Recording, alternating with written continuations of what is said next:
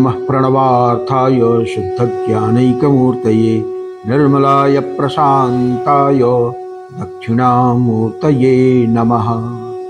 चिद्घनायमशेषाय बटमूलनिवासिने सच्चिदानन्दरूपाय दक्षिणामूर्तये नमः। ईश्वरो गुरुरात्मेति मूर्तिभेदविभागिने व्योमवद्व्याप्तदेहाय दक्षिणामूर्तये नमः।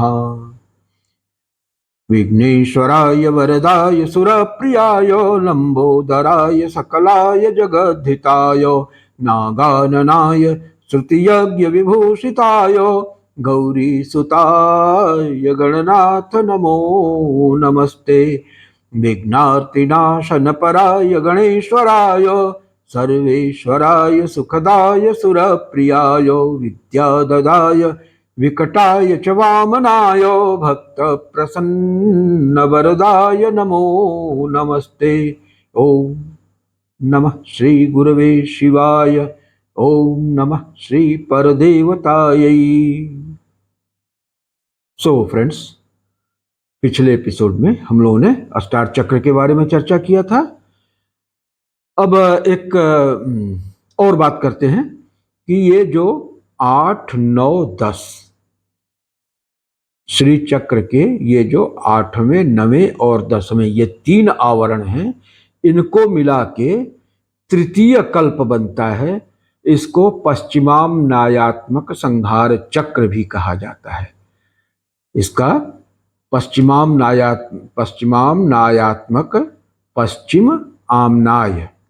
तो पश्चिमामनाय ये मतलब कि आगम, पश्चिम आगम में आता है। और वो कहते हैं ना कि भगवान शिव के 5 मुख हैं, तो उसमें जो पश्चिम दिशा में जो मुख है, उस मुख से जो निकला है आगम, तो उस आगम के तहत आता है और संहार चक्र का नाम है। और यहाँ पे संहार का कर्म भी संपादित होता है, तो इसलिए इसको संहार चक्र कहते हैं। और ये जो है बिंदु, त्रिकोण और वसुकोण, इन 3 चक्रों का सम्मिलित रूप है। तो श्री चक्र में अगर आप देखेंगे ना, तो एक ऑर्गेनाइजेशनल स्ट्रक्चर और हायरार्की भी मिलती है। तो इसका एक जैसे कि एक कोई बहुत बड़ा टास्क अकम्प्लिश करना है, तो एक ऑर्गेनाइजेशन बनता है, सबकी ड्यूटीज बनती हैं, उसमें एक लाइन ऑफ कमांड होता है और पावर डेलीगेशन ऑफ अथॉरिटी होती है, पावर डेलीगेशन होता है, फंड एलोकेशन होता है, और एक हायरार्की होती है। तो इस प्रकार से जो है अब श्री यंत्र में भी चूंकि पूरी सृष्टि का निर्माण करना, उसका पालन करना, उसका नियंत्रण करना, उसका संहार करना, फिर जो है उसको रिसाइकिल करना, तो ये सब एक बहुत बड़ा टास्क है। तो एक वहाँ पर भी एक स्ट्रक्चर, इस तरह से ऑर्गेनाइजेशनल स्ट्रक्चर दिखलाई पड़ती है। और ये 3 आवरण जो हैं, ये खास तौर से डेडिकेटेड हैं संहार कर्म के लिए। और उसमें ग्रास रूट लेवल पे कुछ फंक्शनरीज हैं जो अपना काम करते हैं, और उनको सुपरवाइज करने के लिए, कंट्रोल करने के लिए, मॉनिटर करने के लिए एक और उससे हायर ऑफिस बना हुआ है। और उस ऑफिस को कल्प कहते हैं, जो इन तीनों विभागों के कार्यों को सम्मिलित रूप से देखता है, उसको नियंत्रित करता है। तो ये कार्य यहाँ पे संहार चक्र में किया जाता है। और संहार चक्र में जो है, एक तो संहार चक्र हो गया, दूसरा संहार चक्र की चक्रेश्वरी हो गई, और संहार सत्ता रूपिणी कामेश्वरी हो गई, और संहार कर्त्री कामेश्वर। ये 4 अथॉरिटीज जो है मिलके इस संहार कर्म करने वाले जितने भी फील्ड लेवल फंक्शनरीज हैं, जिनकी चर्चा हम लोग 8वें, 9वें और 10वें आवरण में किए हैं, उन सारे के ऊपर बैठ करके ये उनके बीच में समायोजन स्थापित करते हैं और उनकी लॉजिस्टिक्स वगैरह को इंश्योर करते हैं कि सब ठीक ठाक रहे। तो ये 4 इसमें शक्तियां आती हैं। एक तो चक्र है, दूसरी चक्रेश्वरी है, तीसरा जो है संहार सत्ता रूपिणी कामेश्वरी है, और संहार कर्त्री कामेश्वर है। अब इनके स्वरूप के बारे में थोड़ा सा जान लेते हैं कि किसका क्या रंग रूप है, क्या आयुध है। बस इसमें ज़्यादा कुछ समझने की आवश्यकता नहीं है। तो संहार चक्रेश्वरी का नाम अघोर कुब्जेश्वरी है, अघोर कुब्जेश्वरी। और ये नील वर्ण की हैं और इनके 12 भुजाएं और 6 मुख हैं। 12 भुजा और 6 मुख का मतलब ये हो गया, जो 6 मुख कहा गया है वो पंच तत्वों का, और छठवां जो है वो उसमें निहित चेतना का प्रतीक है। तो जब पूरे संसार का जो है वो लय होता है तो सूक्ष्म तत्वों के रूप में, बीज रूप में सृष्टि जो है यहाँ पे भगवती के मुख के रूप में विराजती है। और फिर जब सृष्टि को प्रकट होने का समय होता है तो यहीं से उन बीज को उठा करके उनको अंकुरित होने की प्रक्रिया चलती है। तो ये 6 मुख इस बात के प्रतीक हैं, पंच महाभूतों के प्रतीक हैं। और पंच महाभूतों के अलावा जो छठा मुख है वो चेतना का प्रतीक है। तो ये हो गया कि 6 मुख है इनके, और 12 हाथ हैं। और सर्पास्थि रत्नोज्ज्वला, सर्प की अस्थियों को आभूषण के तौर पर ये धारण करते। तो ये भी यही है कि सृष्टि के जो उपादान हैं, आवश्यक उपादान हैं, उनको बीज रूप में ये अपने यहाँ सुरक्षित रखती है। सर्पास्थि रत्नोज्ज्वला, सर्पास्थि के उज्ज्वल अस्थियां तो उज्ज्वल होती ही हैं, तो उनको माला के रूप में ये धारण करती हैं, आभूषण के रूप में धारण करती हैं। और 6 मुख हैं तो 6 रंग के हैं, क्योंकि 5 तत्व हैं तो 5 तत्वों के 5 रंग हैं। और एक शक्ति स्वरूपा भगवती हैं जो कि नाना रूपों में व्यक्त होती हैं, तो उनका अपना है। तो इस तरह से जो है वो 6 मुख के 6 रंग हैं। और क्योंकि इनको भयंकर कार्य करना है, संहार का कार्य करना है, तो संहार कार्य करने वाले का बहुत स्पष्ट है कि उनकी मुखाकृति भी कठोर होगी, भयानक होगी। तो इनका भयानक मुख है। और संहार करने में पूरे सृष्टि को निगल जाना है, तो बड़े बड़े लंबे लंबे ओठ हैं, ताकि फटाफट फटाफट सबको चुन चुन के अपना जो है अंदर कर लें। तो इनके बड़े बड़े होठ हैं, मुखाकृति भयंकर है, बिखरे हुए केस हैं, भयंकर दांत हैं।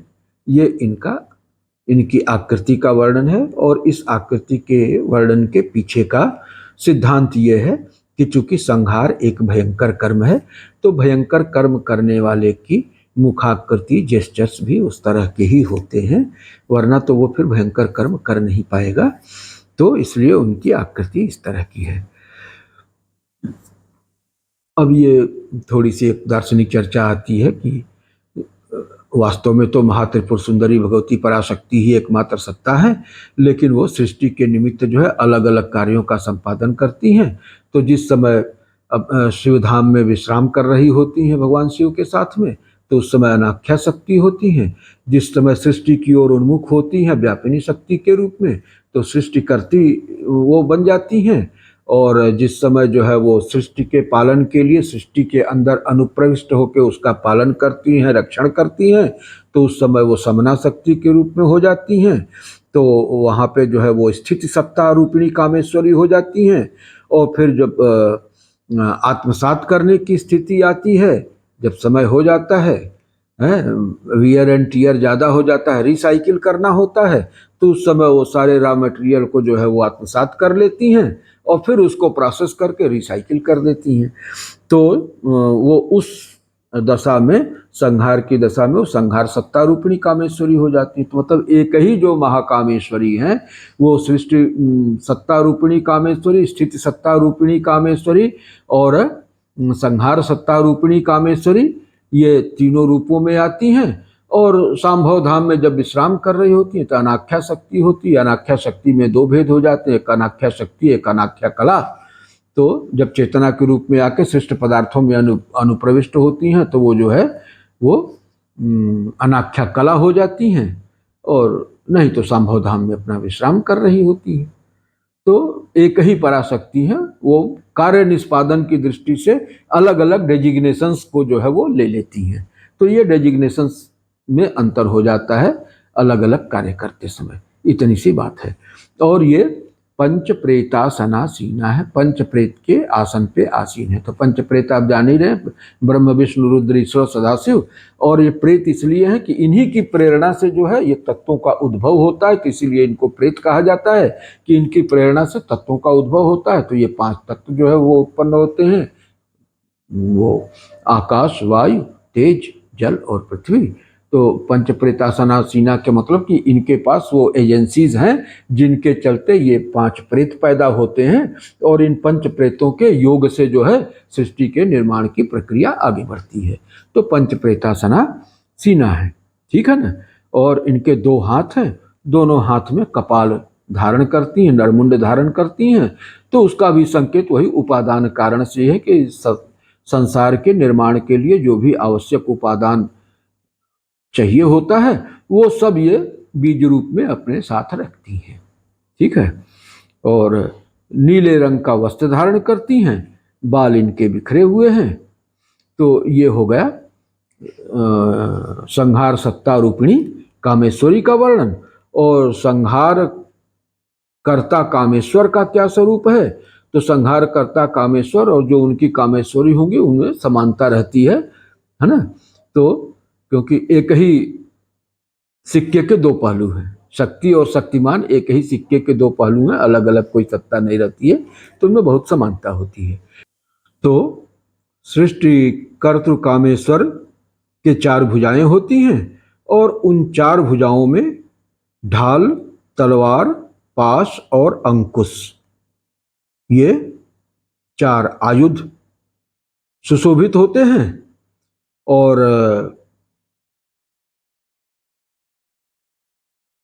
उज्ज्वल दीप्तोज्वल आभूषणों को धारण करते हैं। नाना प्रकार के आभूषण होते हैं, और उसमें भी मतलब अस्थि वस्थि सब कुछ तो भगवान शिव तो है ही है, तो उनका आभूषण तो आप समझ ही सकते हैं।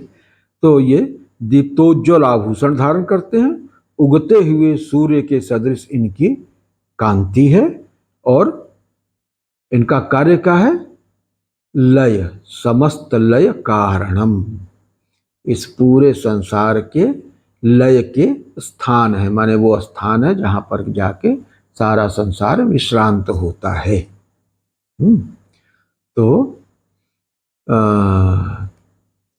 आप लोगों से अनुरोध है कि पहले इस चैनल को सब्सक्राइब कर लें, वीडियो को लाइक करें, ज़्यादा से ज़्यादा सब्सक्राइब करें, इससे हमारा उत्साह बढ़ता है। और कमेंट बॉक्स में जाके अगर जो भी आपको लगता है, जो भी भावना आपके अंदर आती है उसको व्यक्त करते हैं, तो उससे हमें आपकी भावनाओं को समझने में, उसके अनुरूप कंटेंट डिजाइन करने में, अपने कंटेंट में कुछ हेर फेर करने में आसानी रहेगी। तो इसलिए अपनी संकोच कमेंट बॉक्स में जा कर के अपना मंतव्य अवश्य व्यक्त करें। तो इस तरह से जो है ये तृतीय कल्प की चर्चा जो है इतना पर्याप्त है। और इन्हीं शब्दों के साथ ओम पूर्णमदः पूर्णमिदं पूर्णात् पूर्णमुदच्यते पूर्णस्य पूर्णमादाय पूर्णमेवावशिष्यते। ओम शांति शांति शांति।